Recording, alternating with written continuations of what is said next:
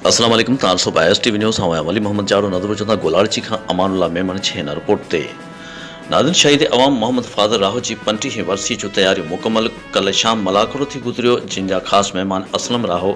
मलाखड़े में मल पहलवान अल्लाह जुड़े नोहानी मुराद पंवर हाजी हिस्बानी शहजादो चना शरीफ मूसीपोटो वाहिद जत माशूक भट्टी ऐं ॿियनि बेहतरीन मलो ॾेखारे हज़ारे माण्हुनि खां इनाम हासिल कया। मल पहलवान के रईस उमर शाहानी, फैज़ मोहम्मद मखदूम, हाजी हक नवाज़ निज़ामानी, हाजी अज़ीम नौतखानी, रहमतुल्लाह मखदूम, हाजी मोहम्मद अली समूह, वॾेरो बचल समूह, वॾेरो ख़ुदानो समूह, ॾाॾा मुनीर सहत सचल राहो, अला बचाए राहो शिरकत करे मल पहलवान के इनाम ॾिना। मल मलाखड़े में 50,000 खां वधीक मल जे शौक़ीन शिरकत कई। वर्सी जे हवाले सां ज़िला बदीन जा मुख़्तलिफ़ शहर बदीन, कोलारची, खोरवा, कड़ियो गंवर नंढनि वॾनि स्टाफनि खे बैनरनि ऐं पेनाफ्लेक्स सां सिंगारियो वियो आहे।